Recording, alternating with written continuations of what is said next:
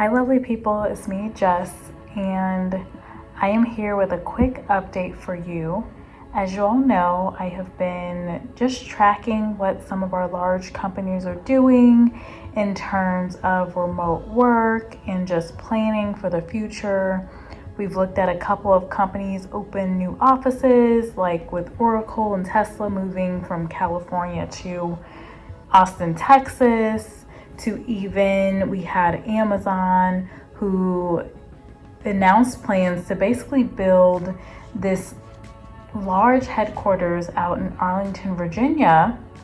And then we also heard about Google, who's spending about $1 billion on a new campus in New York City. So New York City is not dead. There's definitely some companies remaining there and also moving to that location. I want to highlight this article that was shared by a lot of different news outlets today. Apple announced that they will be spending $1 billion to open a 3,000 employee campus in North Carolina.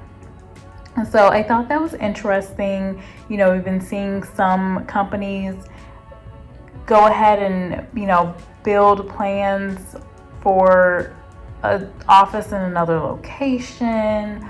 And then we've also seen some companies more so downsize their operations and instead of having so much space, decide that they want to have less of an office space and determine they have more employees that can work in a remote capacity. So it's pretty interesting. So they will be spending $1 billion on this campus in Raleigh, North Carolina. And they said that they will be employing about 3,000 people, which will work on technology that includes software engineering and machine learning. And we talked about machine learning, that's in the artificial intelligence space. And so this is a part of Apple's expansion. They've been expanding beyond Cupertino, California, which is the main headquarters that we know about. That's where most of the engineering has been based. They also are expected to open a new campus in Austin, Texas as well next year. And that is also a $1 billion campus, so I'm sure it's going to look amazing. Now, the expansion in North Carolina is going to be in the Research Triangle. So my understanding is that this is encompassing of these three universities, which is University of North Carolina, Duke University, and North Carolina State University. And actually, the Apple CEO, Tim Cook, and the COO, Jeff Williams, both have MBAs from Duke University. They also have their senior vice president, Eddie Q, who's in charge of the company's online services. He also graduated from Duke University. So it sounds like there's personal interest there. They want to, it seems, to give back to that community, bring more jobs, and do some great work there. So if you're in the North Carolina area, that's really good news for you because you'll have more opportunities in terms of work. Now, Apple is joining, as I mentioned before, a lot of other companies that were based in the Silicon Valley. A lot of these tech companies are either moving their operations outside of California or expanding to other locations. So like I mentioned earlier, Oracle with their move to Austin, Texas, Google with their new campus in New York City that they're spending about $1 billion on. And they also are redeveloping space in Los Angeles as well. And then we talked about Amazon's second headquarters in Arlington, Virginia, which seems like it's going to be a really, really cool space. It's going to have about 1,600 employees there just in that location. So I think that's really exciting.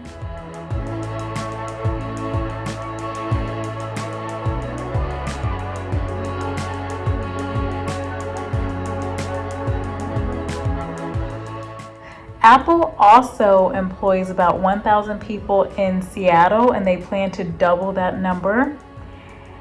And they will also be adding, so Apple will be adding about 20,000 jobs just in the United States over the course of the next 5 years. So a lot of estimated growth for Apple. You know, there's a lot of things that we're expecting down the pipeline for Apple, including, you know, they have gotten into the automotive space. So that is something that everyone is kind of looking out for over the next couple of years to see what they actually achieve in the automotive space.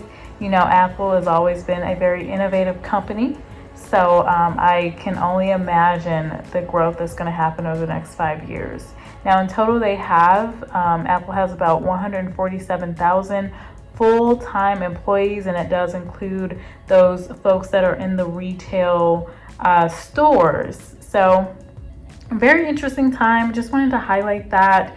It does seem like companies are not all just shifting to fully remote capacity, as we do see that, you know, companies like Apple are expanding into new locations. Now, I do see that more companies are really shifting towards having a hybrid model where employees, or at least some of their employees, will go into the office or their campus, or, you know, there will be certain people that will go onto campus and others working remotely, while there are some that may just work remotely a few days out of the week. So still offering a lot of flexibility. So I will continue to keep you guys posted. Just wanted to really share this quick news to you.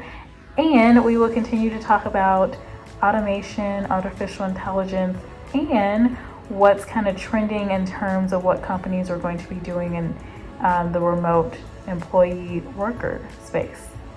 All right, well, thank you for watching this video, and if you enjoyed the update, please do hit the like button, share with a friend, and if you're not already subscribed to me, definitely hit the subscribe button.